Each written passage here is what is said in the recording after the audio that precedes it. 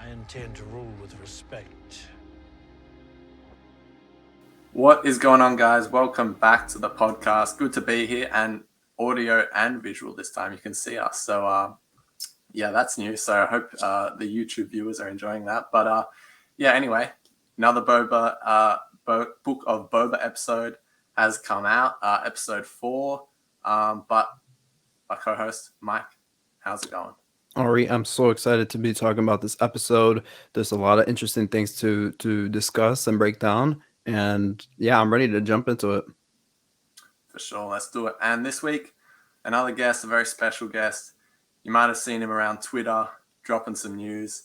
Big Star Wars content creator in the community, Noah Outlaw. How's it going? Hey guys, thanks for having me on. I'm excited to talk about this episode. This series has been, I'm going to say, interesting so far. It's been a good time. So, but yeah, thanks for having me on, Mike, Ari. Both of you guys are awesome. So I'm excited to talk about this Book of Boba Fett. We couldn't be awesome without you on. So thank you for coming on again. And yeah, Noah, you listen. For anyone that doesn't know Noah, he's kind of big on Twitter. Noah and I started out on Instagram back in the day. Right when Force Awakens, the teaser dropped, and we started podcasting on YouTube together. So this kind of feels great. Feels full circle. You know, Noah had his thing going on Twitter. I still continued on Instagram, but here we are back meeting on YouTube. So for me, this is kind of cool. No, I was thinking about it earlier. I was talking to when you asked me to come on. I was like, dude, Mike, might have been my first friend, you know what I mean, in the Star Wars community. Literally. We were way back in the day, 2013, 2014, I think it was 2013 when I made my Instagram. And yeah, no, it's been a long time, but it's still great that we're both doing it. No, literally, so many people that I met back in the day, they've just fallen off the face of the earth. So we're still kicking it. That's cool. Absolutely. We're still alive. We could be a little bit more alive than Boba Fett, but we're still kicking it. We're still rocking it. Yeah, absolutely. What are you up to these days, though? What you doing? Man, I'm just out here. You know what I mean? I'm doing the Star Wars stuff. I'm doing, sports media. Also, as journalism is one thing that I do. So, but I'm still enjoying Star Wars as much as I can. As much as humanly possible. You know what I mean? So, because that's the main thing. So. But yeah, I'm just out here enjoying. Oh yeah, that's Noah, and yeah, he's been a longtime friend of mine, and for real, I didn't even think about that. Yeah, you were probably one, if not the first and second friend I've made through Instagram. So yeah, heck yeah. One of the first podcasts I ever did was with you. Yeah, I was on this old nothing laptop. I'm pretty sure my audio was yeah, this is really cool. It was awesome, you know what I mean? And so no, it's been a long time. So it's, like you said, it's full circle. It's really cool. Oh, thanks to Noah for and coming Ari on too. I know Ari from doing the Kessel Run stuff. It's been great. And Ari's great as well. Yeah, Ari is good. He is good. And Ari, we're talking spoilers today, right? We're talking Book of Boba Fett spoilers. Yeah, spoiler warning. If you haven't seen the episode, jump out now, obviously. But no, you kind of touched on it already. But what are your thoughts on the series so far? I like it. It's Star Wars. That's been my thing, and especially throughout the sequel trilogy is a lot of people might know. I'm the sequel trilogy. I know a lot of people have issues and stuff, but I've always been guys, it's Star Wars. I get there might be some issues, but at the end of the day, it's Star Wars, and there's some aspects of this show that aren't my favorite, and there's some stuff that I love. But no matter what, it's still Star Wars at the end of the day. So no matter what, I'm going to sit down and I'm going to enjoy it every Tuesday at 2 a.m. or whatever it ends up being. But there's some things I like and some things I don't like. But overall, it's Star Wars and I'm enjoying it. Yeah, for sure. So this week's episode, let's get cracking into it. So it's titled The Gathering Storm, directed by Kevin something. I'm not even going to try pronouncing his surname, so I'll probably butcher it. But what were your just overall thoughts on episode 4? Episode 4, episode 3 was my favorite episode of the season so far. So I had high expectations, and I there was a lot of parts of the episode that I did like, and there was a lot of parts that I don't know, I could have done without. I'm at a point where, and I'm sorry if I start rambling because I haven't talked about this much, but there's a lot of points where in this season I've thought maybe that this story could have been told. It could have been wrapped up in the first 2 episodes. And a lot of the Boba's flashback stuff, I enjoy it, but I'm also like, I don't know why we're still telling this after 4 episodes. But it seems like all that stuff kind of got wrapped up in this one, and so that was cool. But I don't know. I feel like there's a lot of I wish the story was progressing further, and I thought this episode was going to do that. Episode 3 ends with the Pikes showing up, and I'm talking about this war that's about to start, and then we get into the episode and they're nowhere to be found. They just kind of like they're out there somewhere, and we know that. But the last episode ended with such intensity, like this is happening now, and I like that we got to see what happened with Boba and Fennec, and that was cool. But that's the scene with Fennec getting her basically getting healed. Like I don't know, I just felt like, what are we doing? I'm ready. I want to get let's wrap this up. We don't need all this.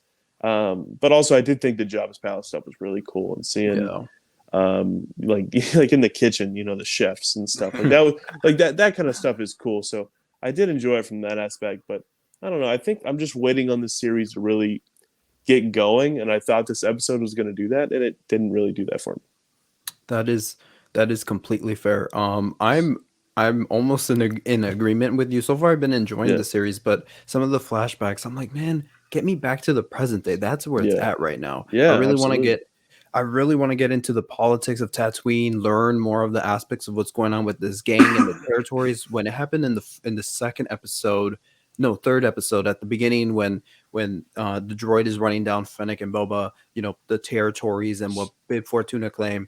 Yeah. That was popcorn to my mouth. I was enjoying every single moment of that. I was like, please, I can have a whole episode of just this talk and we exploring, like I said, those politics. So with this episode, I was like, I don't know. We started off with Boba already in the tank. I'm like, oh, all right, here we go. We're ready to snooze back into the flash into the past. And I'm with Noah. There was a lot of in this episode where I was like, yeah. I mean, I do listen, that whole Fennec scene where she's being added a robot gut. Liked the beat, loved the style, loved the aesthetics. I just loved all that. However, I was like, you don't need to show me every single detail, minuscule detail. You can.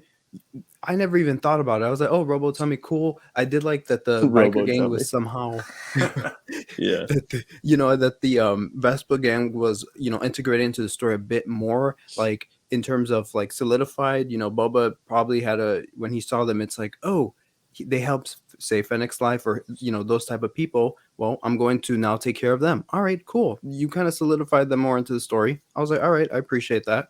But yeah, there's a lot in this episode where I'm like, man, why are we wasting time on this? I want to see. When we got to that mafia dinner scene, I was like, yes, this is what I've been waiting for. And I felt very undercut when I first watched it. I was like, that's it. We're going to end off on the similar beat that we left off last week about this war coming. So I don't know. Overall, did enjoy the episode on my second watch a bit more than I did on my first. But yeah, I just wanted more from this episode. I wanted, how Noah was saying, I wanted the story to advance a bit further. But yeah, Ari, how you feeling? I know we watched the episode together last night. What's your overall take on it? Yeah, I'm enjoying the series as a whole, but I think each episode it's probably outside episode 3 that you feel like the overall stories are progressing that much, which isn't necessarily a terrible thing. I like what they're doing with the character work, especially with Boba, of course. But yeah, I think the thing with this episode is I did enjoy it. It's probably my second favorite episode of the series. But I think the thing was everything that happened, we knew the outcome of. For example, the Robotum, we knew she was going to get that, but then we spent 2 minutes watching it get installed. We got to stop saying tummy. I don't know if you'll know that. I have an issue with the word tummy. It's a weird. I'll let it slide now, but I told you that. I told y'all when I'm coming on, we can't say tummy. Oh, right. No, I forgot to read that. I would never make a demand like that, but it's the weirdest. Well, go ahead. Her robot stomach. We'll just there we go. Yeah. Anyway, so it's things like that. It's Yeah, I don't know. It's like we already know the outcome. Same with the Sarlacc. Like he goes looking for his armor. It's like the audience, we all know it's not in there, you know. So it's like, and then like the same thing with Fennec. You know, at the start, it's like, well, like once we do this, we're even, whatever. But we all know it's like, well, you're not even because you're going to be working with them for like, you know, the time's come. But anyway, so the timeline of the flashbacks are confusing the hell out of me, to be honest. Like I feel like we've missed a time jump or something. Like we were just so I think he was with the Tuscans for a lot longer than we thought. I'm guessing there was another time jump, but with that, I'm sort of thinking, okay, like I like the idea that he spent like years with the Tuscans, but I'm like, was he going to the to Jabba or Bib's palace every day for like a year to like scout it out and be like, too many guards? Like, yeah, it kind right. of confused me. Also, can I could be totally, I remember watching this and I could be totally wrong, but okay, so he gets out of the Sarlacc, right? And he has his armor on. And then the Jawas take it off of him, right? Mm-hmm. Yeah. And then in this episode, he gets his ship back and he goes back to the Sarlacc and is like, I'm looking for my armor. And he thinks it's in the Sarlacc pit. Right. Yeah. But I think the Jawas took it. Like I was confused about this, and I was like, am I missing something here? Maybe the Sarlacc acid also affected his memory because that's what I was thinking. Thing. I think he was like really dazed when we saw him when he came That's out. true. So That's true. I guess that is a that, good way to explain it. But I don't know. I just figured that'd be something he remembered kind of happening because that kind of launched his whole flashback story. Right. Was like, you know what I mean? So I don't know. That confused me, but that's kind of when you mentioned like the timeline being a little weird, that's kind of what came to my mind at first. I was like, everything seems a little weird and hazy to Boba right now. See, I thought with the Sarlacc thing, not to jump ahead, I just want to hit that beat real quick. Know what you're saying? Yeah, I thought it was just a story element what they were doing because it seemed like he was on this revenge tour with his ship. Yeah, so it's like I'm gonna take out the Nitko gang, and then I'm gonna take out the the thing that entrapped me for a bit. I was like, okay, that's cool. And instead, we were wasting time him diving into the thing and having this whole moment. But yeah, Sarlacc. I thought that was what it was going to be as well. He'd be like, "Oh, you ate me, so now I'm going to drop a seismic charge." In you. That was kind of sick, though. That was pretty Oh yeah, for sure. That was an interesting sequence. Anyway, let's like start going through the episode, breaking this all down. So, as we were mentioning, like the timeline, we're very confused with the flashbacks, but so we see pretty much straight off the bat, flares are going off, and I didn't really identify at first that was going to be what's his name, like Toro Calican. I was like, that must have been them. But anyway, so then we find Fennec, and he takes her to the like modification parlor or something like that, and we have that whole sequence. But yeah, Mike sort of touched on it. But Noah, what did you think of that whole sort of connection? Does that make you like those modification people more? I gotta say, guys, I was watching the episode, obviously, as we did. We watched it, and the second that we see that same exact shot that we see from chapter 5 of season 1, with Boba walking up to Fennec, I was like, oh, we're about to finally get the continuation of this story. And obviously we knew that Fennec was alive and had a robo tummy, and but when I was that whole scene, I was like, this is what we've been waiting for. Like, I don't know, I just didn't enjoy it. It seemed like Robert Rodriguez is obviously a big part of the show and has directed episodes and produced the whole thing. And it did feel like a Robert Rodriguez. It felt a Lead a Battle Angel. It kind of had some Spy Kids vibes to it, which I got to be honest isn't something that I think meshes very well with the story of Boba Fett on Tatooine. In my opinion, I think Robert Rodriguez is, El Mariachi and Desperado and like all these other movies from Dusk Till Dawn, these other movies that he did. I thought that was the vibe he was going to bring to Boba Fett, and it's more of the Spy Kids stuff, which I totally understand, and I'm not saying I hate it, but the vibe of that scene, I got to be honest, I wasn't a huge fan of. I feel like it just didn't really go with the rest of the show and the theme of Boba Fett, and also just the entire show itself. Yeah, fair enough. Mike, what'd you think? That's fair. Yeah. Well, to the scene with the flares, I was like, oh, we're gonna connect. Now it's the crossover immediately, and I heard the motif from from the episode or from the Mando. I was like, okay, that he's gonna walk over there and we're gonna get that cool shot, or it's just gonna pick up. And it was very. I just want to talk about the editing here, or like the way it was shot. It's like if they shot the same day, the same set, like it was just seamless. I thought, yeah.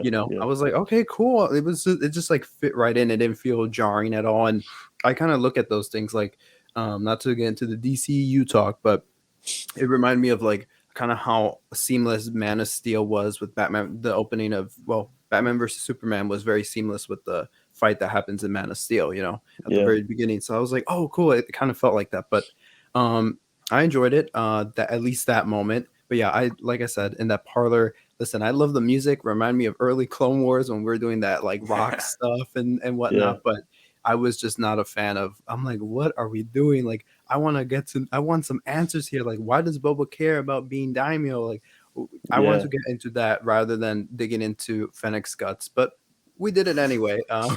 But yeah, for me, I was like, oh, let's just move on and the slowly walking with the Bantha. I mean, I thought it was just like super, super, super, super annoying. How does he get anywhere on that thing?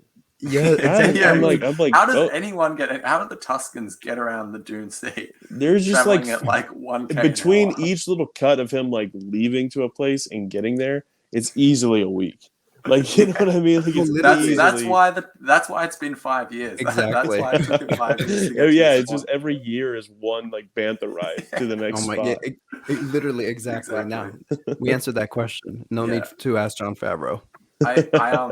I feel like with the modification people, like I do agree that like as we were saying, the Robo stomach stuff was really like dragged out, but like it does make me appreciate, because I was someone who was a bit like on the fence, a bit iffy of the episode 3, the new characters that were introduced. Yeah. So I was this made me had some sort of appreciation for them, like that ties into the Fennec story. So in that sense, I kind of liked it. But anyway, I want to talk about Fennec and Boba's sort of interaction as she wakes up, just after she's had like the surgery, I guess you'd call it. Yeah. But so she says, speed bikers defeated Tuskens. That's highly unlikely, and she sort of seems to be like very neglected to feel that that was the case. So I'm sort of starting to feel like we're not done with the Tuskens getting murdered storyline. I don't know, Noah, what do you think? Do you think we're going to come back to that?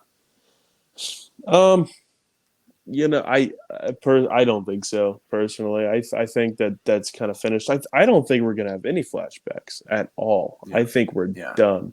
I think literally like the flashback ended in this episode right when at the end of the post-credit scene from season 2 of Mandalorian, where we found out about this series. Yeah, it ended right there, and I was like, all right, that's them saying, okay, from this point forward, it's all new story, and which I'm a fan of, you know what I mean? I think that's something that they need to do. So I don't think we're going to see any more of the Tusken stuff. I think it's about done. But maybe not. That I could totally be wrong. Like it's maybe something else comes up. I would say if they do continue it, like the storyline, it will be like more of a present day thing. Like I agree. I think the flashbacks are done, but I think potentially like I don't know, and that could maybe come back to haunt Boba that he like wiped out that whole gang. They didn't even do it. So it could be something like that. I don't know, Mike. Do you have an opinion on it? For some reason, even though it seemed like we're done with the flashbacks, there was that one line of like, "Oh, you're completely healed." It just didn't feel like a rewarding finale, if you will, for that aspect of the story. For some reason, I feel like there's going to be a moment where Boba gets heavily injured in this war, and then he's just going to be dragged back to the pod, and he's going to have one last dream. They couldn't do it that way. I would, you know what? Since it ended actually kind of abruptly, where it was, we'll get into it about connecting it to the present, but it just ended so kind of almost in a jarring way where I was like, no, we gotta come back to this and finish it off properly. But yeah, that hook you're talking about, Ari, definitely stood out to me as well. I was like, what does she know that Boba doesn't know? And what are they setting up here? Is this like going to connect into the present day story with whatever enemy had them, or had those Tuskens killed? Is it going to somehow tie into the present day story? But yeah, for me, oh man, that was an interesting line. I love the Fennec and Boba scenes like that around the campfire, because for some reason in those dialogue moments, dialogue heavy, that was what was happening.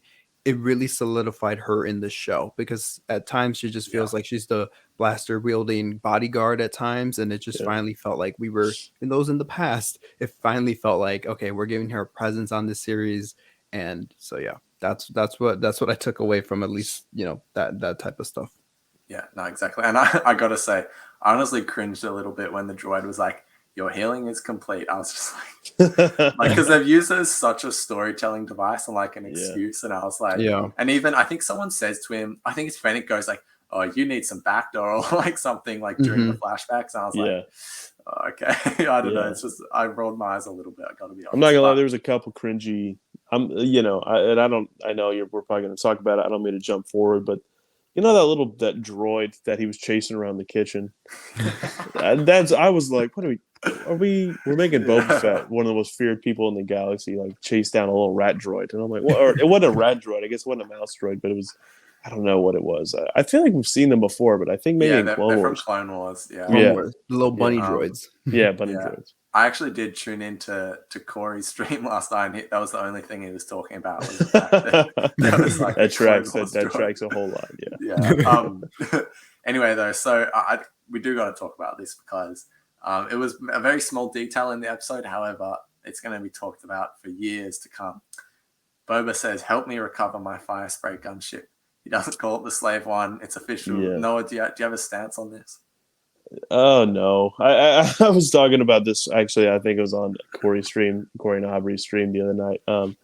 We were talking about the Slave One name, and I don't care. I don't care either way. But I'm probably always going to end up calling it the Slave One just out of habit. But if they don't want that to be the name, and they want to, if Firespray Gunship is a cool name too, or whatever they call it, Firespray Starship, whatever it is, like that's a cool name too.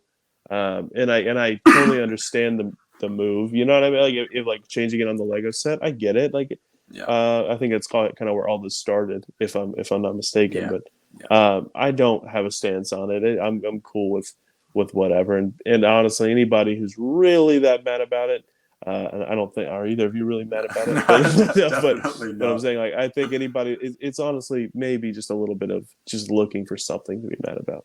Yeah, it's honestly, it's just kind of ridiculous. Like, if you want to call it the Slave One, you can call it the Slave One. But like, it just so doesn't matter. And like, I'd probably say I'll probably end up calling it the Slave One. But like, I don't understand how people don't realize it just makes perfect sense. Like that they don't want to call the ship like the Slave One. Like, exactly. It's pretty self-explanatory. Yeah. So I don't know about y'all, but Firespray gunship. When he said, "What was like, can you help me free my Firespray gunship?"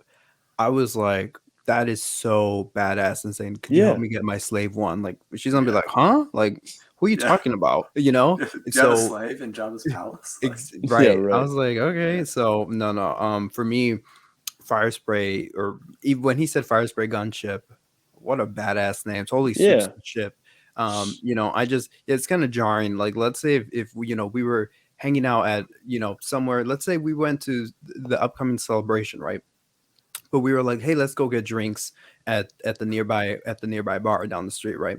And we're openly just talking, and I'm sure it'll be festered with Clone Wars fans, Star Wars fans. Yes, I assume Corey will be there as well. But it'll be Star Wars fans with in the bar, and we're just talking. But like the bartender, probably is not even a Star Wars fan, and we're like, oh yeah, the Slave One, and I'm pretty sure he's gonna give us a look like, what are they talking about? So you know what, I feel more comfortable saying. And you know what? The bartender might even hook us up with free drinks after I call it the awesome name that is the Firespray gunship. He's like, oh shoot, they sound like military men. Let me. That sounds like a shot here, like a Firespray. We're sitting there like the Firespray gunship. It's like the top of its class when it comes to any sort of weaponry, any gunship. And the guy's gonna be like, "Thank you for your service." So I'm like, here's some drinks on me, and we're back. Oh no, this is about Star Wars, man. We don't exactly. Legit, yeah. Anyway, enough of that. I don't think we ever need to talk about it on the podcast ever again. But anyway, so something I just wanted to bring up was Boba and his Bantha. Man, as slow as the Bantha is, I just love the whole thing. We talked about it last week, Mike, with the pets in this show. Like, he's even like like go and like find other banthas and like make baby banthas or whatever. And they're like, I don't know. I just thought that was cute, and just everything with the animals in this show is great. Like with the rancor, just everything. So yeah, I know this show is been very heavy on the the animal love. You know what I mean? The rancor is adorable. We and like they do such a great job of making us fall in love with that rancor within 2 minutes of being on screen. And Boba loves it, and all of a sudden the Bantha, he's licking its face and stuff. Well, we've never seen Banthas like that. I mean, we know that Tuscans ride on them and stuff, but it's never been anything else other than that. And it's nice to see that aspect of animals on Tatooine. Yeah, exactly. Definitely. Yeah, and so Boba's he's pretty got his mind settled on the fact that he needs to go get his ship, but he also hasn't got his armor. I think he was thinking, well, the Bantha's probably too slow to ride around on, so I'll get the ship and then go look for the armor. Yes, but I don't really have a year to wait, bro. We gotta. Yeah, exactly. So I need to speed. I'm gonna die of old age, so I need to speed. Yeah. But so I'm not sure. He's kind of looking like he has a bit of guilt. I want to get into like a bit of his character here because it almost seems as though he feels like he's guilty about what happened to the Tuscans. I'm not too sure. Like they don't talk about it directly too much, but because he seemed pretty happy with the Tuscans. Like I don't know if he would have just stayed there for the rest of his life, but it's almost like he's feeling guilty, and now he's like wants to make up for it. He's like maybe he wants his armor back because he even says, I can't go in there looking like this. If I had my armor on, I'd be able to do it or whatever, So it's like, it's almost like he feels like if he had his armor, he would have been able to protect the Tuscans. And like, that's why he wants to go get it back. So like something like that never happens again. But I don't know. What do you guys think? Like, do you think he's feeling a lot of guilt over it or?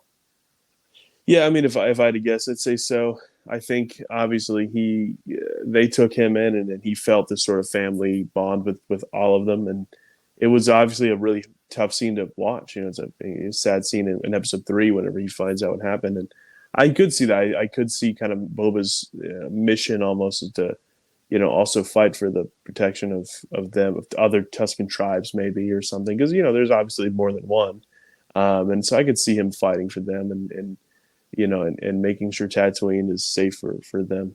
I think that might be a big driving point for his character. Yeah, definitely.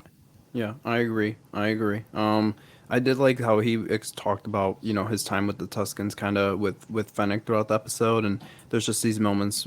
In one of the moments, Fennec was like, spending time with the Tuscans has made you soft. And he's like, no, it's made me strong. Yeah. And I was like, I yes, love that. Yeah. Yes. Because I felt like, pre Boba Sarlacc, he was just like a senseless dude just going around doing the biddings of others. And he just didn't care about anything. Yeah. He was just in the sound waves of life. He was just riding along. However, meeting the Tuscans after they saved him and kind of transforming with it, within the group, it just really gave him a purpose in life. And he just came out being like, no, I got to go kill this bloated pig, talking about Bib Fortuna and being like, I'm going on my revenge tour. I need to come back. I have a purpose. And just what he was talking when he was talking to Fennec, it was very like it was just very cathartic, as Star Wars might say, but it was very cathartic, and I was just loving every single one of those beats that they would touch upon while they were speaking. So yes, more of that wholesomeness with Boba Fett. Yeah, and like it's almost as if, I mean, obviously he's not a Jedi or anything, but it's almost like he's coming around to the light side, because as you say before the start, like he was like this senseless guy who would just do whatever, and now he's like, he's found that purpose, and he's like this more empathetic guy, and because of that, he's almost like smarter in the way like he spares like Chrysanthemum or whatever it is, which like could come back to help him, because we see like now Chrysanthemum's going to work for him. So I'm just loving everything they're doing with Boba's character though. But anyway, we get into the big action sequence of the episode, infiltrating Jabba's, or I guess it's Bib's palace, but that just feels weird saying, to be honest. No, I'm never going to call it Bib's palace.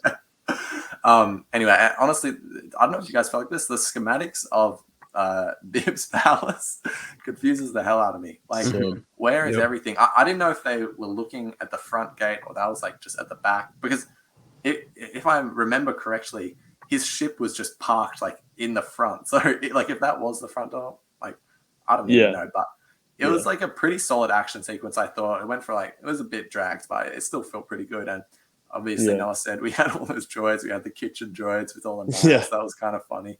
And then the Clone Wars one. But yeah, what do you guys think? Noah, what do you think of the whole Bib's palace infiltration? It was cool to see a different side of Jabba's palace too. That's one thing that I'm like really liking, and it's Jabba's, it's not Bib's. I'm not calling it that, but the thing is, it's a cool thing that we got to see some of it in Return of the Jedi, and we got to see the main parts of it, and that was cool. But and a little bit also already in the season. But the thing is, one thing that I'm really enjoying is seeing different parts, and just that same droid that was torturing droids. I'm pretty sure in Return of the Jedi is the same droid. Yeah, and I think it's the same droid, or at least has the same type. They moved him to the kitchen. Yeah, they moved him to the kitchen, and like, but you'll soon learn some respect. That's what he says in Return of the Jedi, and I was like, is it the same droid? Like, I like seeing things like that. It's cool, and I don't know. If I like Fennec's little, it's like a mini probe droid. You know what I mean? It's like that was cool. I found that interesting, but I do agree with like Ari said. I think it was a little dragged out. It didn't need to go for that long, and that's kind of been just kind of story of this series to me. I think everything's just a little dragged out. We need to shorten it. We can fit a lot more story in. It's a lot of unnecessary things that we see, but overall, I did enjoy that. I had a lot of fun with that action bit in the episode. Listen, I'm just upset because last week on the podcast and also was it last week? Yeah, it was last week when the Black Crescent infiltration happened, and also I said it everywhere else. I was like, when has Jabba's palace ever been so guarded?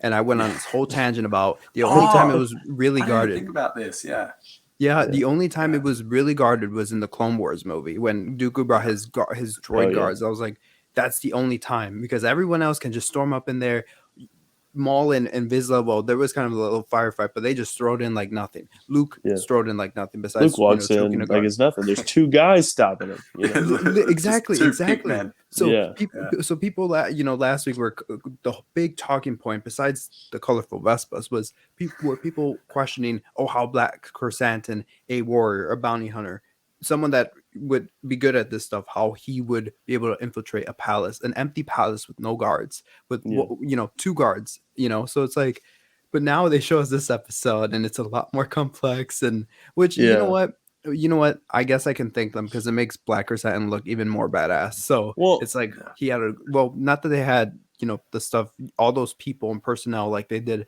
in this episode, but it was just like, it's a lot more complex than we thought. Well, also, I do think one thing that I was going to think, because I was thinking the same thing, but I think this is maybe even accidentally makes it make sense for them. But they do mention that Bib is not as powerful as Jabba. People don't respect Bib as much as they respected Jabba. So I feel like Bib, whenever he got power, took over, he was like, all right, I need a lot of guards because people are going to try to come in here and take over. So I'm like, you know what I mean? So that's kind of what I figured. I figured he just upped security times 10 because people knew that Bib didn't have what it took to run that whole system, that whole area, and so that's kind of that's what I thought about it. That's and like even in last episode, episode 2, I think Fennec was like, you need permission to kill a Hutt or something like that. So that would make a lot of sense. But yeah, for sure. Mike, do you have anything else to say about the infiltration? The kitchen scene, even though it felt like something out of like a kids, literally a kids movie. I don't know what kind of kids movie, Stuart Little. Yes, thank you. Does, I was sitting there thinking, like, what movie does Stuart Little? Yes, exactly. Yeah. Like the way some of the shots, it just made you feel like you were down with the little bunny droid scurrying where they were cooking, and when they dropped the head, it was just Stuart Little. Thank you. I've been trying to figure out that for almost 24 hours now. Yes, Stuart Little reminded me. The music I thought was on par. I mean, some of the things I'm like, when Boba Fett was let me say that again. Boba Fett was trying to catch a bunny droid. Wow, like saying that twice doesn't help, but it was a silly and kind of over the top. But I did dig the music for what was some of it, but yeah, it was a bit silly for my taste. But yeah, it was cool seeing the bunny droid though. That was cool. Yeah, definitely. So after the infiltration, Boba goes and settles some scores, as we kind of talked about. He wipes out the Nikto Sand Riders, which, yeah, as I say, raised the question, was it really them that did it? But yeah, then the Sarlacc thing, which goes for a while for something that we already know the outcome of. I will say, though, I did appreciate just seeing, like, the wreckage of the sail barge, the sail barge, like 5 years later. Like, it's still just sitting there. So I kind of liked that. But yeah, this scene went for a while, and I'm not sure how I felt. Like, oh my god, I'm having a brain fart here. The seismic charge, when that drops in, it it was cool. Like, I kind of just, I don't know if I felt like it was corny or what, but I was just smirking after it. I was like, okay, that was something. I did appreciate it though, and it looked sick, and I loved seeing the Sarlacc literally like grab it and like bite it. But yeah, and then even Boba says to Fennec, next time don't touch my buttons. Like, I'm liking the little partnership that we can see the roots of here. But yeah, Noel, what do you think of Boba settling his scores? Yeah, I thought it was cool. Well, also one thing, he's trying to make this deal with the Pikes, right? And they were like, well, the Sand Riders already approached us, and so that, and I remember watching the episode 3 when he was doing that. I was like, oh man, so we're gonna have this whole plot about how he's gonna go kill the. And I was like, well, I honestly wasn't looking forward to it. I was like, let's get this over with, and he did. He did it pretty fast. He kind of took them all out in one go of it. So that was kind of cool, but. Yeah, and also the Sarlacc scene's cool. That anytime a seismic charge gets dropped in Star Wars, I'm pretty cool with it. So it's one of my favorite things to hear and see. And also, I love how they did it. I love how they dropped it inside the Sarlacc, and then you hear it, but also just the ground just vibrates. That was cool. It was visually really cool. So yeah, I liked it. I thought it was a cool moment. Yeah, Mike, what do you think? They need to stop with the jump scares because I still jump. I forgot the Sarlacc is still alive. I jumped. I was like, oh, and it doesn't help that it's 2 a.m. So, some of my senses are not par with the other ones. So, oh, man, that did scare me. But I don't know. Like, I mean, Boba sometimes just feels very helpless in some situations where I'm like, what? Well, now looking back at that, now that I'm not scared anymore, what did you expect to happen? Did you also, like me, did you also think or forget that it was alive or something? I don't know. Like some of it was just like, Boba, come on. And Fennec had to be the smart one to like unbuckle herself. Very cool sequence, by the way, when she like drops down to the window. Was cool. And then that was nice. What a cool sequence. Oh, by the way, Fennec. I know I said, this episode really solidified her place in the series and, brought her out into the limelight. Holy cow, that whole action sequence when they were leaving the garage, that was sick. That was very, very sick. I love Fennec. Even she had this one move where she had one arm extended further than the other one, and she was like in some type of strike pose, and she was just like talking to Boba and like picturing out how she was gonna like do her next action, and also peeping out how they were gonna escape. I was just like, oh, that is so cool. While I think it was the Gamorrean guard in front of her or somebody, whoever she was fighting, one of the guards or whatnot. But I thought it was very cool. That was some cool fighting sequences. But Fennec just shined in this episode, and she dropped that charge, and that it kind of gave me some anxiety just because that charge drop. But it's like usually when you drop in, you're kind of in space or something, or at least when Boba was doing his little show off. By the way, tangent, I hate when people were like, oh, Boba could have easily taken out those 2 TIE fighters from chapters whatever of the Mandalorian. What would that be? I think chapter 7 or 8 15 that's right, 15 of season 2 chapter 7th episode of the second season. Chapter 15, when I remember people were complaining like, listen, as Noah said, give me a seismic charge and I'll love it. So people were complaining about all the tactics, like, oh, Boba Fett could have easily taken out the 2 TIE fighters. Listen, this man is a show off. Literally in the previous episode, he like shoots out his rocket and takes out one of the stormtrooper transports, and it's like, I meant to hit the other one, and it's like he just wanted to show off, and his little like look back at the camera. I was like, oh, my Boba's back. But and he did, he did that in the next episode when he dropped the seismic charge. So I was kind of expecting a little show off, but I guess he'll get there once he gets his armor. He'll get his pride back. But yeah, when that charge was ejected, I'm like, is it gonna fall off? Is it gonna roll off? Because I'm like, if it implodes from the back, they're done. So that's what I was thinking. I was like, that was a risky move from Very Fennec. Exactly. They had to like tilt the ship or something, Right. so it would fall. But yeah, I wish Boba had a moment where he was like, wait, don't do it, Fennec, wait. So because I was like, first of all, I guess because it was a beeping light where Fennec was like, oh, I'll hit that, I guess, but he just said nothing throughout the whole thing. Like I said, he was just acting helpless, and I'm like, Boba, do something.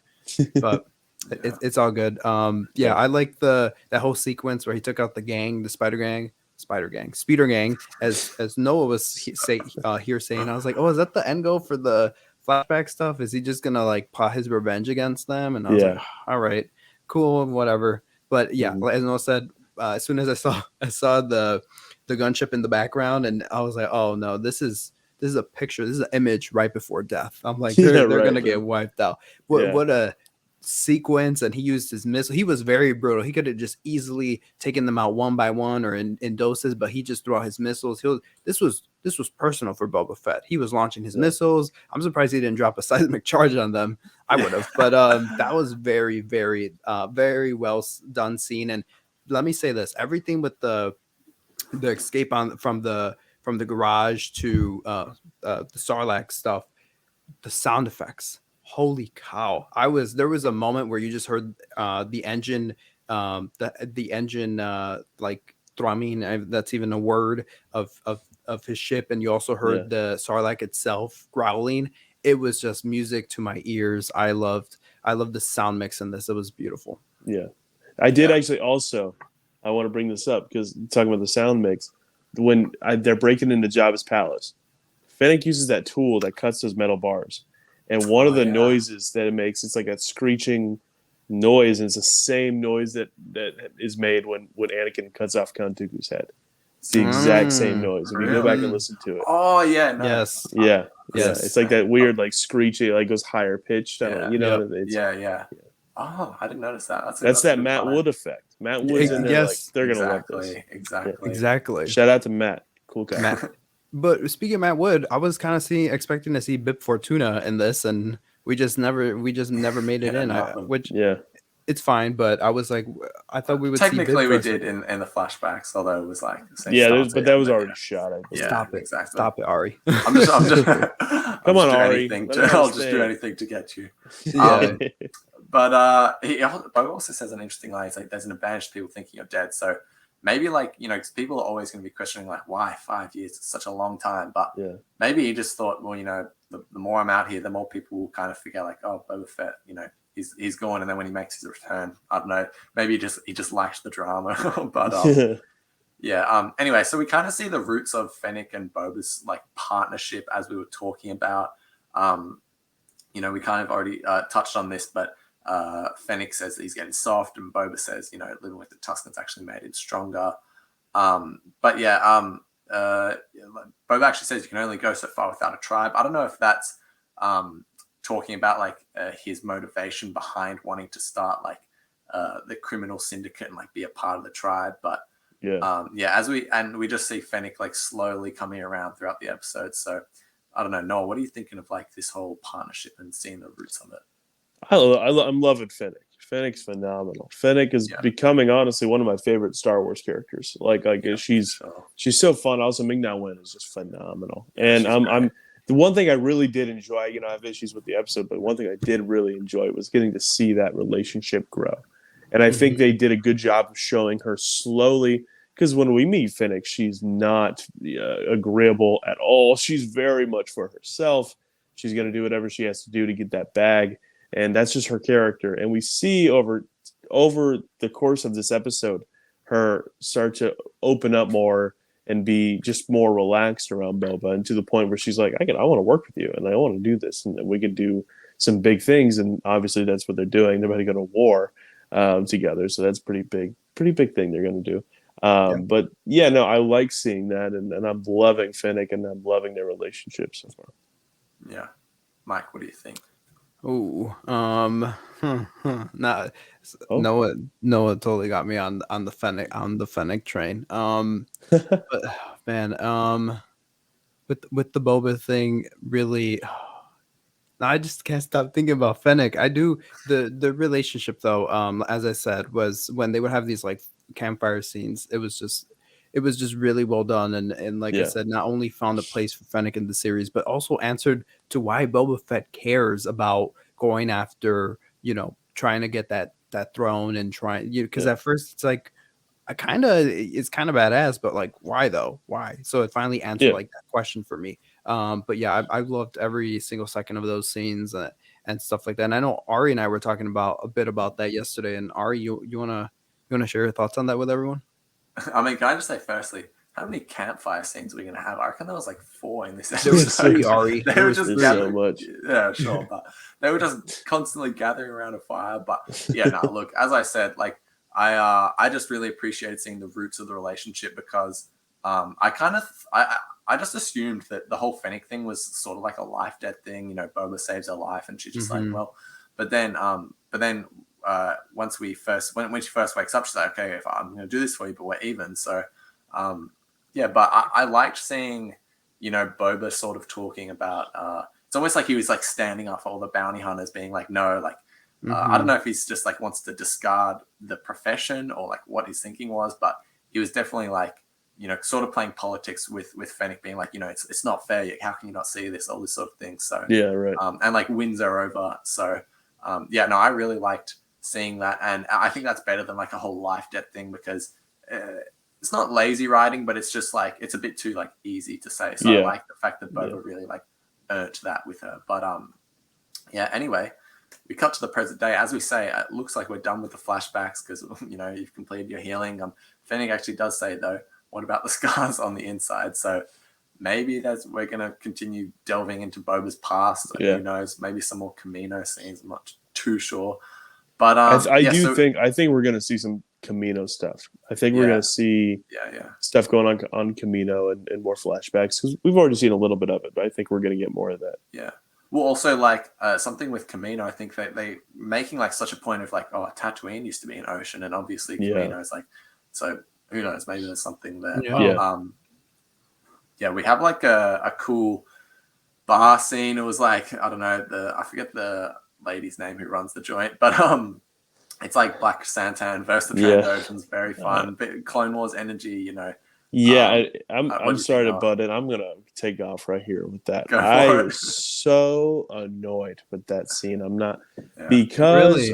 because I remember I thought this episode, like I mentioned, like at the beginning of this podcast, like I thought this episode was gonna take off the story. I thought the story was gonna right here and start going off. Yeah. And then it was a lot of flashbacks. It was literally everything we've talked about, which I enjoyed. There was aspects I didn't like, but overall I liked it. And then I was like, all right, we're back in present day. So let's set something up here. Okay. Yeah. And then we're in this bar. And Trandoshans are playing poker. And Black Chrysanthemum's faded. Like I'm like, and he's just pounding drinks. And I'm like, oh, so this is what we're doing right now with the rest of, and I literally paused it. And I was like, there's only 10 minutes left. I don't care. Get me something of like importance in the story. And then like poor Trandoshan get his arm ripped off, and she's like, well, don't you just know that you're just Black Chrysanthemum and everyone knows you do this, but let's not do it right now. And then he does it, and we all knew he was gonna do it. And I was like, but that scene took like 7 minutes out of it. And I was like, oh my gosh, like that's fine. That would have been cool for the beginning of the next episode. Not the ending of this. I don't know. I need to watch it again without that, maybe that bias. Maybe I was just annoyed that now that I know what it is, I could go back and watch it and think it's cooler. But I did not like it when it was happening. I don't know. Like I see what you're saying because it did like not really connect with like what we were going for. Yeah, but like you are right. It was a very but it was fun. I will say, like thinking about it now, it's exactly. fun. I don't want to sound like a downer. I'm like, it was just the placement. It was put in a weird spot placement in the episode. I think, But no, I gotta say, I did love just seeing that side of and also you say he was pounding drinks. I don't think he was getting any of that down. No, it was all because just he was spilling it everywhere. But Yeah, no, I like, and it reminded me of just a lot of A New Hope with Ponda Baba's arm just getting cut off, just the arm just getting pulled out of the socket and just flopping on the floor. But Mike, what do you think of it? You know what, Noah? You bring up a great point. I personally I love this scene, but the placement was odd, and it was this whole moment just to listen. If there was a way, I mean, I get it. The way this episode was laid out, Bubba in his little spa moment was having flashbacks to him recruiting Fennec and and then he woke up and was like, oh, I dreamt of the answer. I have to draft people and then he goes out and looking for Black Chrysanthemum, and it's like, listen, I adore that. I like that. I think that's kind of cool. However, it just feels like, wow, we really could have gone this last week instead of letting him run looking like Bigfoot running through the forest, but running through the sand. It's like you could have had this moment a week ago, so you could have been, we just saved us a whole bunch of time, and I just like moved the story already. So I was like, you couldn't have done this last week, because if Black Chrysanthemum came in like episode, maybe 6 or something, it'd be like, okay, we got some time away, but we were literally like only away from Black Chrysanthemum for a little bit, and it's like now Boba decides to have this dream. Anyways, but the scene, I love the scene, and I think her name is Garza Quip. She was that's right. I like her character. She's really the acting was really good from Jennifer Beals, I think, and the way it was just like her talking to the Beast. It kind of reminded me of Black Widow talking to Hulk or trying to calm him down sometimes. So no. I really dug it, and the funny thing is, I was like, oh, she calmed him down. Okay, are they gonna do something here? And he rips it out anyway. And she's like, oh, she just eye rolled and walked away. That was, which we always hear about Wookiees ripping people's arms right, off, right, and we get to see it. It's cool to see. We almost not to harp back on our conversation earlier, but we almost had about you and me talking about Force Awakens, but we almost got something like that in Force Awakens. But I know in the deleted scene, I was so mad. Yeah. Did we get it in Solo though? In the elevator on Kessel? I swear that happens. Maybe. I think. Oh, he did. No, well, he might. I know there's a Wookiee that throws a dude like straight on his head in Solo, but I think you're right, Ari. I just don't really remember exactly what happens, but I do think you're right. Yeah. Also, Mike, what's with all these comic book parallels today? You've had a DC one, now you've gone with the Marvel. I haven't heard you once talk on about this on the podcast. You're such a nerd, dude.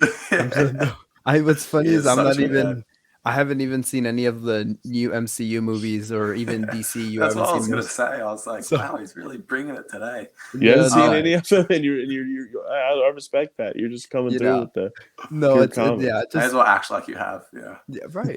Yeah. Actually, I loved Eternals. Everyone go watch it. It's on Disney Plus. I haven't seen it yet. That's one I haven't seen that yet. I need to check that out. Either. I haven't seen that or Shang-Chi. I've been meaning to sit down. They're both on Disney Plus, I think, so I need to go check them out. What needs to drop on Disney Plus is episode 5, 6, and 7 of Book of Boba Fett. Because I'm telling you right now, okay. I don't mean to jump forward. I know we're kind of getting to the point where we're wrapping up the episode, but I want to I think that the next 3 episodes of this season are going to be pretty crazy. They better be. We'll get there in 2 seconds. But also, we've got to say Max Freebo. He's been in 3 out of 4 episodes. I'm going to keep counting. Let's see if he can get to 5 out of 7. He's been in every episode, I think. Yeah, he missed out last week, but besides that, have you all talked about this? I haven't talked about this. How is he alive? Yeah. Right.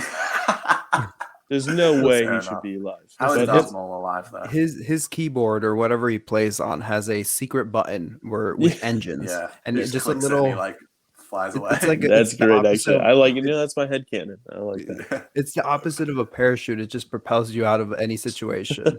So except of a rowdy crowd when he's not playing good, but he's been playing good, and I love that he secured a job after the fiery ball that was in the Dune Sea, and I love that she actually called him Max. She was like, "Hit it, Max." Hit it, Max. Yeah, I was just gonna say that was beautiful. The best. Yeah. Chef's kiss. But before we get to the ultimate moment of this episode, let's just talk quickly about the little crime family meeting scene. We'd seen it all over the trailers. Yes. And ultimately, I guess the outcome was Boba convinces the crime families to work with him until the Pikes are pretty much wiped out.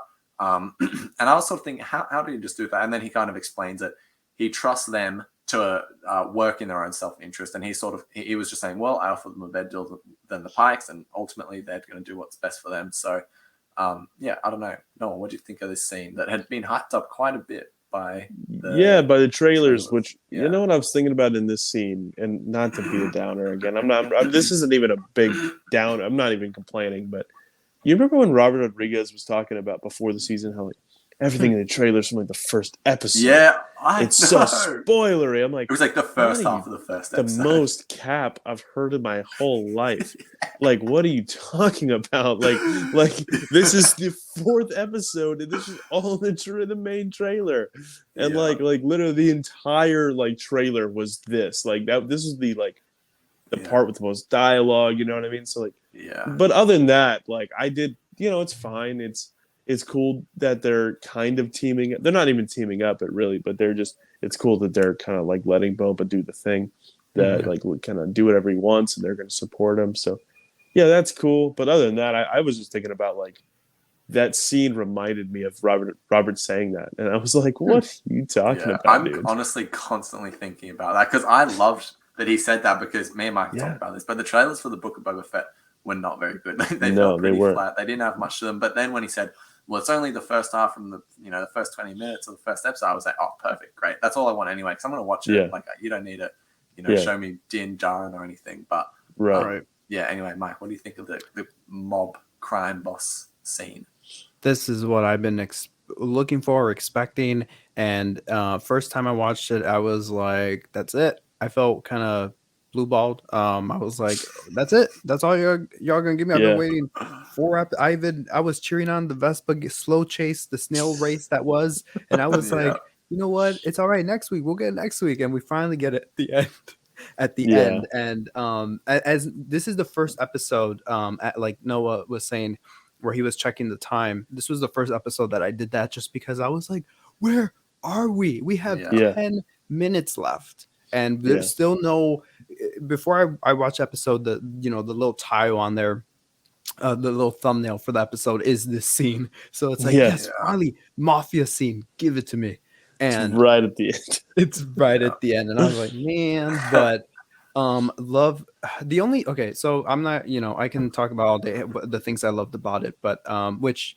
By the way, love how the writing addressed made it seem, because it was, if you look at the scene, you watch the scene, there's just this moment like, why do you get to be daimyo? And the spice only affects your region, not us, or whatever they were saying. There's just this moment of unsettledness. And the Rancor, everyone else jumps except Boba. It was like it was on cue. And in the last episode, Danny Trejo was telling us about how much more knowledgeable these creatures are, and they're sentimental beings. So he felt Boba under attack, and he just rattled everybody up. What a very, very well done scene, in my opinion. But I'm very curious to why Boba just wants them to stay out of. Like, I think Boba, he doesn't really seem like he wanted. I mean, I understand when he was talking to Fennec, when he was like, I need brains and muscles in the flashback sequences, in the flashback scene. But like, bro, use your brain. I guess it's a wait and see, but why not use these people and, manipulate some type of situation where you can get them on your side and use their own army or whatever they have. Rather than like, we're gonna use, which we'll talk about, his own treasure and stuff to buy muscle. But it's like, what? All right, that just seems like at a loss. Like, you're not using your you're from the underworld. You practically were raised there. Like, do something, manipulate the situation where you can get these guys on your side. But it's a wait and see. I'm not gonna totally judge it on it right now. But good Lord, I was like, no, what's going on here? You could have had them right under your palm, but it was just like, just remain neutral. It's like, all right, well, it's a wait and see. So and we even had the Rancor like pop its claw out, which was kind of cool. Maybe that gave them the shock, and they're like, all right, we'll stay out. I get it. We got the message, bro. Like, exactly. Anyway, let's talk about probably the biggest moment. It's taken us an hour to get here, but nonetheless, probably the most exciting. That's how you know. That's how you know it's a moment good of the episode. series. Yeah, Exactly. exactly. But yeah, we hear that we were watching it with someone who shall remain nameless, but had the the will to turn his mic on and say, "Hey, is this the Mandalorian theme?" Big face palm moment. Yes, it was the Mandalorian theme. Couldn't have been more obvious. So I guess Din Djarin is coming back as muscles and brain. Noah, what do we think? Yeah, no. So I will say, yeah, no, he is. Like that is going to be a thing that happens. I've been hearing about this for a long time that he was going to have some sort of role in the series, and that's definitely setting that up. There's also a lot of other people that are going to show up, and a lot of people are going to be talking about the Mandalorian, but Fennec says friends. Yeah, plural. exactly. Yeah. So I'm pretty sure next episode this is an educated guess that we're going to see Dan, we're going to see Cad Bane, we're going to see Bosk. We might see some Crimson Dawn people coming to showing up, and they're I don't think they're going to be friendly I'm with advocating Boba. for Crimson Dawn. We got to get them in this series. There's a person, there's some a dragon keeper that might be showing up in this series and leading Crimson Dawn against Boba at some point in time, and that. Whoa. And Disney intervened, and they cut Noah from the Disney episode. cut him off. And they cut him off. Sorry about that, guys. We're back. Noah, what were you saying about all the bounty hunters we're going to start seeing and all the characters?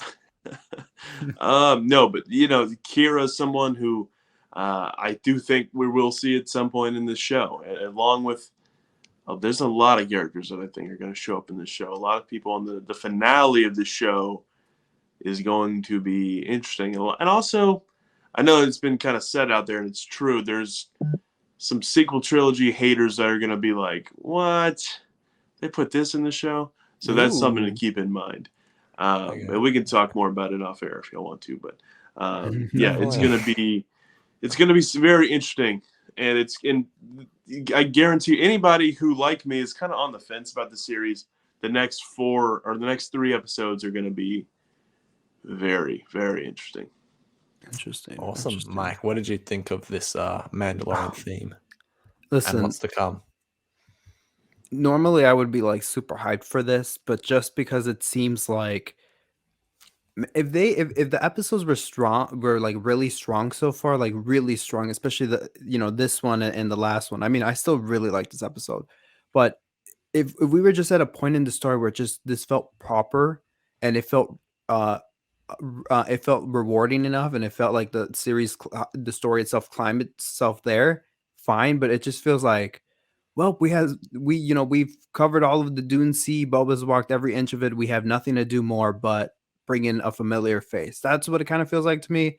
It kind of feels like, oh, Boba can carry his own show, which he can. Just write it in a way where it's like Boba's the most interesting part, because some of these episodes I've just been feeling that he's the least interesting part. He's the man in the robe. What's going on? And it's like, come on.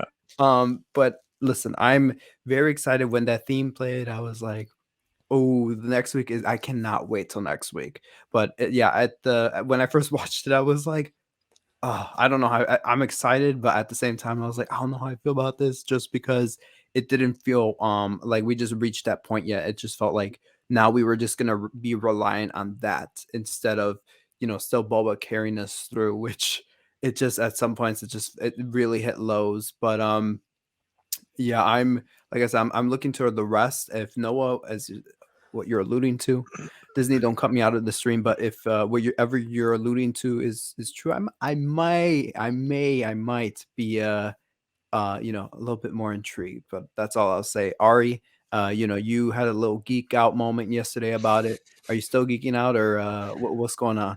Yeah, I mean, I am, honestly. I didn't expect to be so much like I don't know what it was, but I just heard that and I was just like, it just really felt like, all right, we're kicking into gear here. Like things are really going to start to turn over. And plus, I didn't realize how much I loved Din Djarin, but I was just like, let's go. Din's coming back. Like, this is going to be awesome. And it wasn't even just that. Like, as Noah was talking about, they're getting a team together. They want muscle. So, yeah, we could potentially be seeing, you know, characters like Cad Bane and Bosk, which would be awesome. So yeah, I don't think I've ever in all the episodes I haven't finished one and been so excited for next week compared to this one. This one was definitely one when we finished, I was like, next week is going to be so cool. So, and it's not like, oh, I need like you know, already known characters to appear for it to be cool. Like it's not that at all. Even though Mandalorian season 2 just like changed the whole playing field in terms of that sort of stuff, but like nonetheless, no one's going to deny it's so much fun when like characters come back and play into the story, so long as there's a purpose, of course, which I mean, Cad Bane, I'm sure he has a purpose.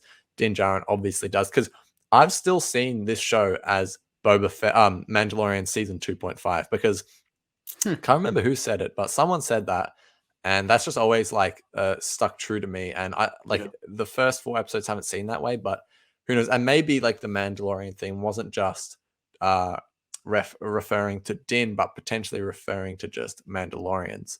Like, you know, we could be seeing a bunch of them, who knows? But and that was actually our friend Daves that said that, not me, which planted the idea in my mind. But yeah, so anyway, I'm very excited. But Mike, I reckon it's time for some Q&A. Yes, it is. It's time for the Q&A. Listen, if you wanna ask us some questions about the show, you can write it in to Star Wars _exchange on Instagram, or all_Star Wars on Instagram, and y'all can just shoot them straight away and ask any questions, or you know, we'll put up a sticker tag sometime after the episode, and you can shoot them. But listen, since we have a special guest, we might answer all of them this week. Usually we answer 3, but we're just gonna have fun with them, and there's a lot of speculation type questions. So yeah, let's have fun with it. All right. Our first question comes from oh, actually, I want to read out a fact before we get into the question. Sorry, I didn't know this. This comes from the Mixed Nerdist 757, and thank you for dropping some trivia on us. Did you know the guy who worked on Fennec's stomach? Sorry, Noah. Sorry to bring up such a weak subject. No, but it's good. he says, "Did you know the guy who worked on Fennec's stomach is an artist named Thundercat?" Ooh, I did not know that. We'll have to actually. Yeah, that is. Yeah, it reminds me of the credits. I saw something Thundercat. I did not know that. All right. Thank you. Epic. Ooh, yeah. Like I said, we got some speculation in here. It's just all right. Man, well, this is here. I'll get this one off the top here. Mandalorian _1221 says, "What do you think happened to the Vespa gang? They weren't in this episode." Well, they were mentioned by Fennec. She claimed that the mods Vespa gang was patrolling around Mos Espa, so they're out there patrolling. You know, I didn't catch that. Right? Yeah, she said that they were out there patrolling. So no worries, we will see Vespa gang. I'm sure. I just want to say one thing on this actually, because last week I talked about how I was like so confused. How, like, I understand that Boba wanted to give them a job or whatever, and maybe, you know, with what we saw this week, this kind of changed. But I was like, why does he trust them to be like his guards? Like, sure, he can give them a job. Why did he trust them to like be the muscle? And then now it's like, yeah, I need muscle. But I'm like, what is going? Did you not just hire that? Like, I'm so confused. And so yeah, I'm like, where were they when he probably needed them during that, like, you know, little crime family meeting? So I don't know. But what was the actual question again? Sorry, I just completely brain. No, we answered the question about where were the they? Vespa gang. Right. Right. Okay. Yeah. And I guess this is for Noah. Blaze, if I'm butchering that, I'm so sorry. Blaze Minor says, "Do you think it is likely we will see Bosk this season? I'm really hoping he shows up." Any comment? Yeah. Look, Bosk is a guy that absolutely, I think, will be showing up in this season and probably next episode. I think we're gonna get a lot of those old bounty hunters, and I think Bosk is obviously one of the main ones that we all know and love. And yeah, I do think it's safe to say that Bosk will show up, and if not in this next episode, soon in the series. Definitely, and I think Bosk makes sense because of his connection to Boba. It's not just another random bounty hunter popping up, but it's his connection to Boba, and I think they would do that really well. All right, Ari Castro Jr. _94 says, "Who do you think other than Mando will show up to team up with Boba?" So Noah's kind of dropping some grains of salt all over. Now clean up the mafia table, clean the salt off, and tell us what you would place on the table. Yeah, I mean, look, there's as we say, Boss, Cad Bane. Those are kind of like the big ones we've talked about. I'm trying to think of one that we like hasn't really been mentioned. Like, I would love to Bo-Katan? just see like oh yeah, Bo-Katan would be cool. But like, I love to see just like a very like a Black Chrysanthemum type to appear again. Like, Yeah. I mean, maybe not Dengar, but even Dengar could be cool. But like, who knows? Maybe Embo,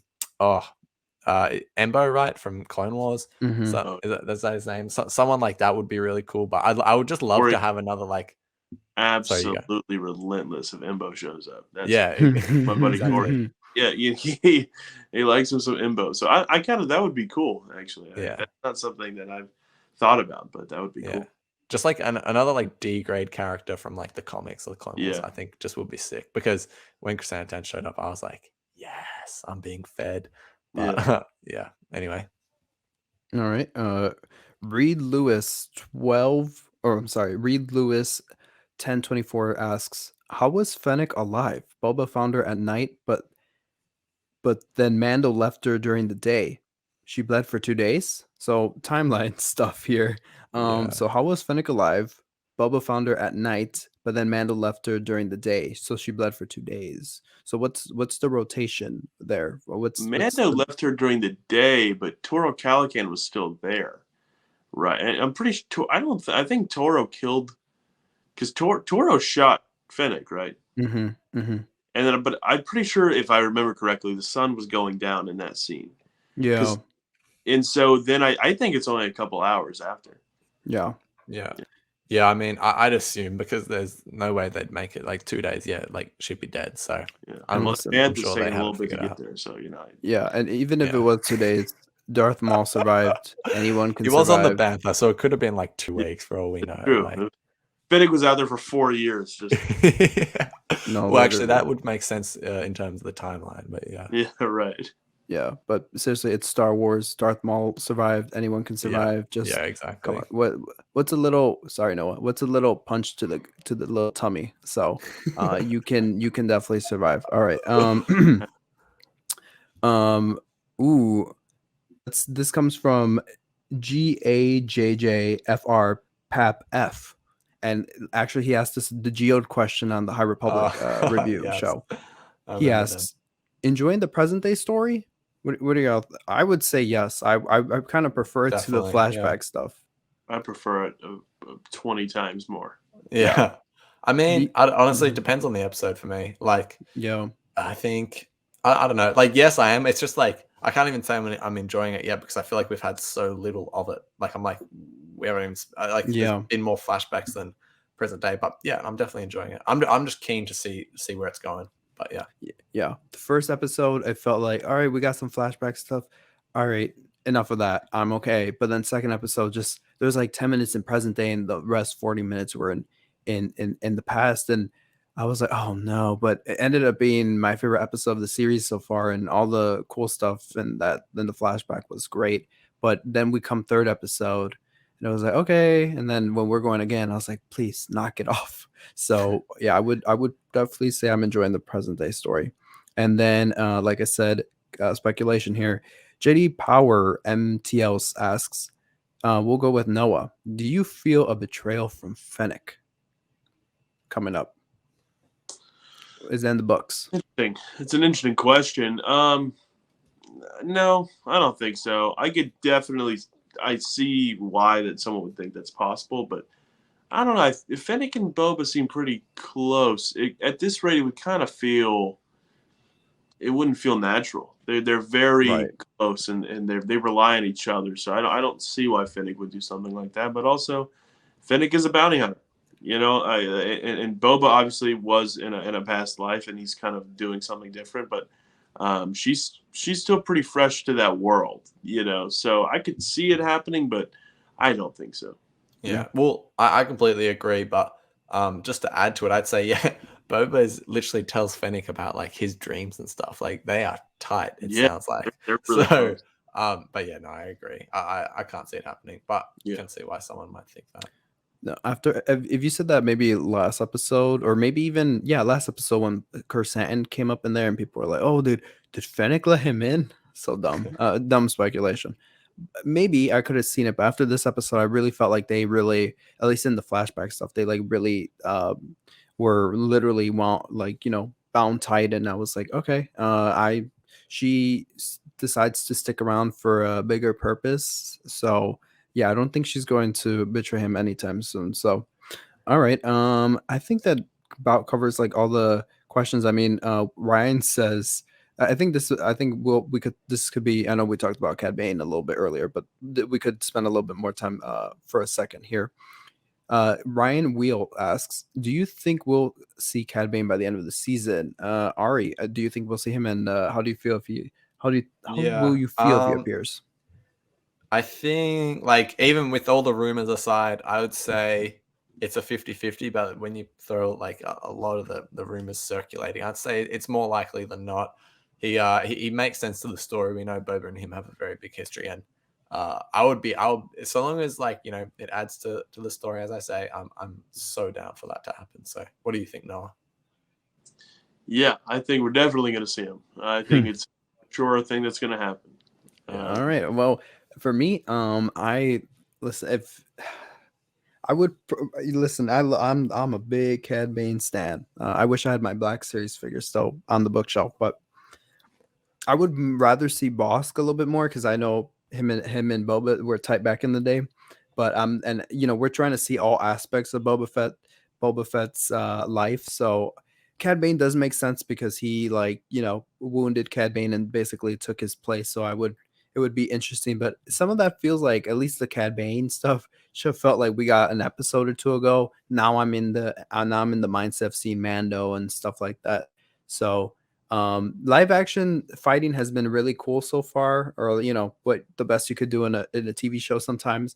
But I really hope this is not just like in Mando where we're walking down hallways and shooting, like doing little pathetic shooting. I thought the choreography in Boba Fett has been way better than in Mando. So I really hope that this gang war, this is just a side note, sorry for deriving from the question, but so I really hope that this gang war is much more than just walking around the seats and having little pistol battles. I really hope it's a lot more played out, and there's just so I hopefully, maybe if Cad Bane is in, he's part of that would be interesting, and maybe he's helping the Pikes out. We don't know, but listen, that about does it for our Q&A. Thanks y'all for sending your questions. I think we answered 4 rather than 3. So listen, Ari really when we do show notes, he's like, only keep it to 3. So we did 4. We broke a little bit of tradition. Hey, I'm open to more. It's just the show goes for a long time. What can I say? But it's all good. It's all good. So thank you guys for all sending your questions. Again,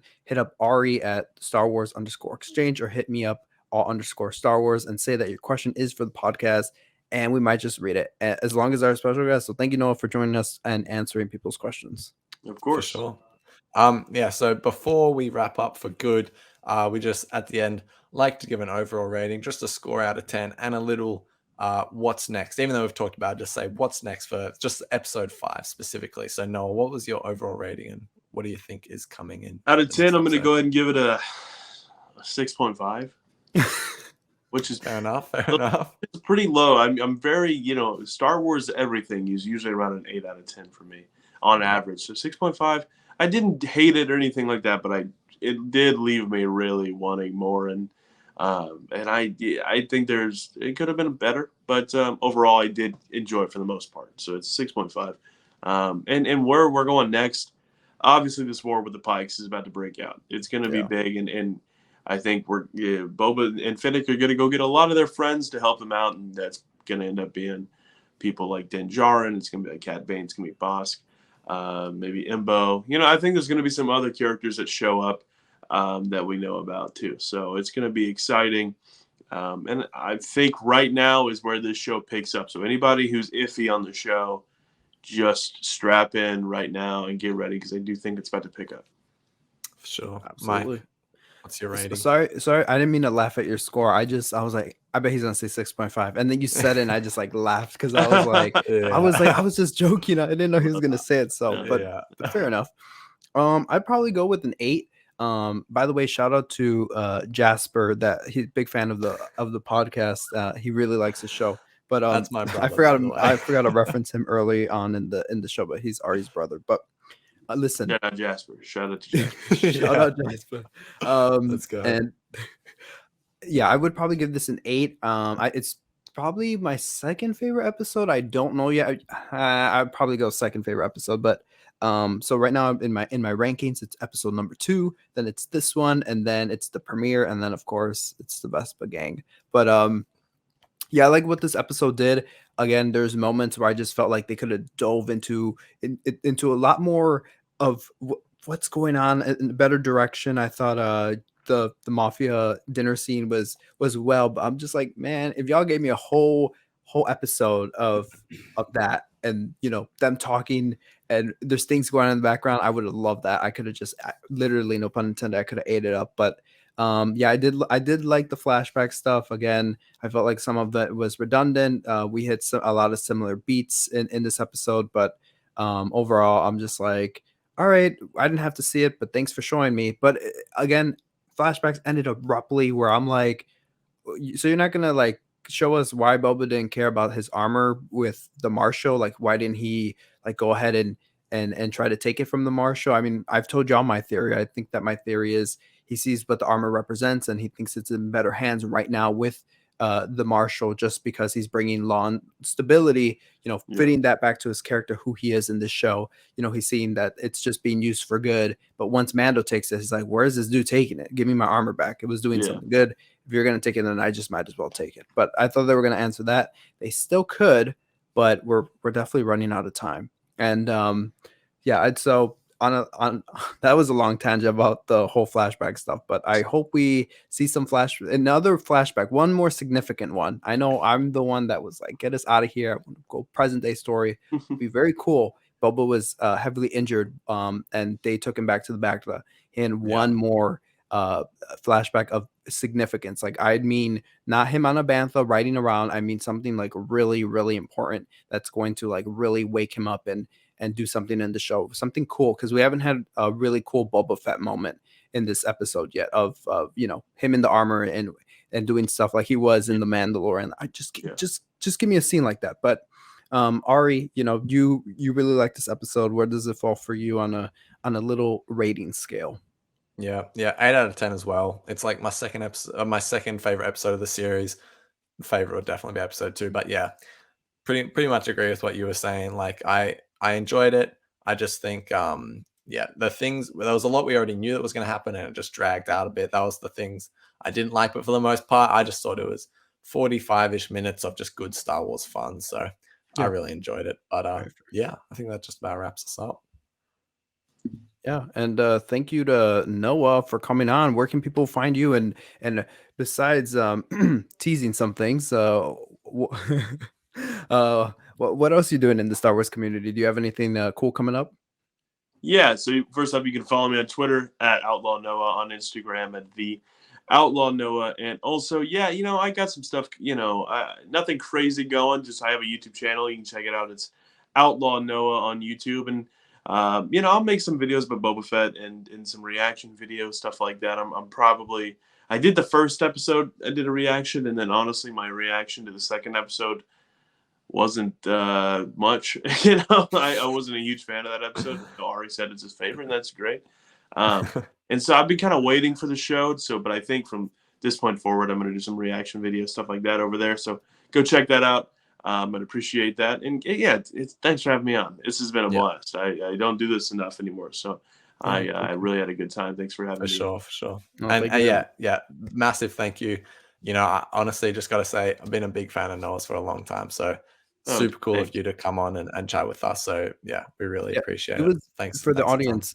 It was really weird because I knew Noah back in the day. I mean, I still know him obviously, but we would chat a lot more back in the day, and we were like buddies on Instagram trying to find their way through just a weird time on the platform. It was beginning, at least the Star Wars community. So we were really building it up. And Ari one time was like, "Oh, this Noah guy and Corey guy," and I was like, "Stop right there." I know Noah, and he would always talk just things like being a fan of the podcast and whatever you guys were doing. And I was like, I used to stream with him back in the day, and he's like, "What?" So I was like, I kind of No, felt well, all right, thanks, man. I appreciate it, and I like Sure, this show sure. as well. This is a great show, and Mike's obviously been someone like we've talked about, I've been talking to for a long time, and it's great to talk to both of you. It's been a blast. thank you, Noah. Thank you, Noah. Sure. And yeah, so please do go check out Noah. Check out all what he's doing. Yeah, And for sure. yeah, that's our show. Ari, where can people find you? And yeah, where can people interact with you and stuff? Yep. Instagram at @StarWars_exchange and Twitter at the SW Exchange. So yeah, check it out. And guys, please leave a review if you're listening on iTunes, Spotify. Like us. Same with iTunes. Do wherever you're listening, just like us. Give us some love. We're here sitting down, breaking down the episode for you.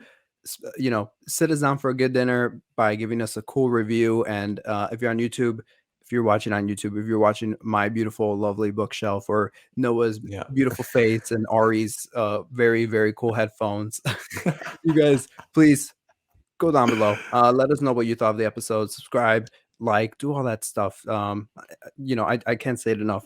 Your support really means a lot. And when I see people interacting with us and podcast stuff on Instagram, Twitter, it just means a lot because it's a hobby right now that, you know, I don't have many. This is my final semester of college, and I have like one class because that's all the credit I need to graduate. Yeah. And right now, I'm just like, well, I'm gonna spend some time with my best friend Ari doing some Star Wars talk and podcasting. So it really means a lot when we get feedback and stuff. But anyways, till our next Book of Boba Fett review, may the 100%. Force be with you.